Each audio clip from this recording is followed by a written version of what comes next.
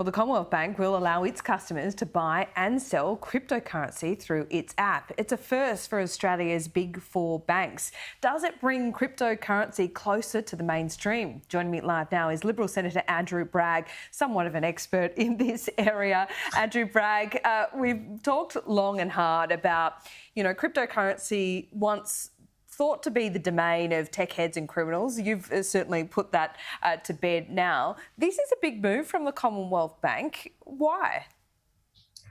Well, I think you're right that many people in the establishment in Canberra and in business have had the view that cryptocurrency is the domain of drug dealers and loan sharks and whatnot. But the reality is that it has great agency and can create great opportunities for people to, frankly, get away from banks, which I think, frankly, have too much control over people's lives over the long term when you think about things like mortgages. So I think what you're seeing is a mainstreaming moment for cryptocurrency.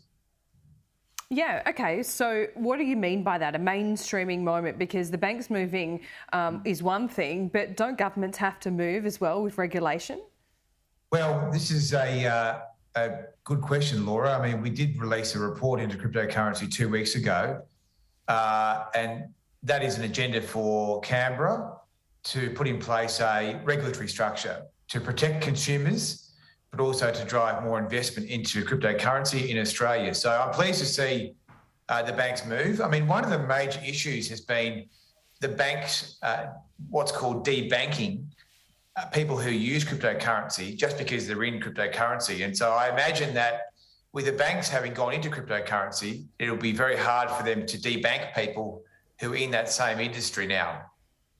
Yeah, but do you want to see the big four get more into cryptocurrency or at least facilitate it? Because I guess with those traditional structures, it's, there can be less cowboy activity, if you like. Well, 1 in 5 Australians has cryptocurrency, and that's heavily skewed towards younger people. Younger people want to get away from banks. They don't want to have their lives run by banks. They want to be able to engage in peer-to-peer transactions, which cryptocurrency provides the capacity to do. So I just want the Australian economy to be a modern, dynamic economy. I don't want it to be looking backwards. So if banks are moving into this space, I think that's a good thing. But the key point here is that Canberra needs to put in place a proper regulatory structure, which we've recently recommended to the Treasurer. Well, you're part of the government, so are you getting any headway with that? I think there's a lot of interest in this, and my hope is that we can adopt some of the Senate report's recommendations as Liberal Party policy. And my expectation is if we return to the election that we could put in place most of the reforms within 12 months, which is ambitious. But I think unless we move quickly here, we will risk losing jobs to Singapore and the UK. Yeah, very interesting indeed. Talking about Singapore and the UK, it's the French that's on the Prime Minister's mind at the moment. Are we going to get over this? Well, I think we need to move on. And obviously there have been strong claims made by the French, and those have been refuted. So I'm hoping that's going to be the end of it.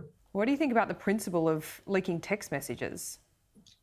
Look, I imagine it's a last resort thing you do. And I think that given the strength of the claims that were made publicly, if there is primary evidence to show that those are not true, then I think you need to provide that information. Okay. Andrew Bragg, good to talk to you. Thanks so much.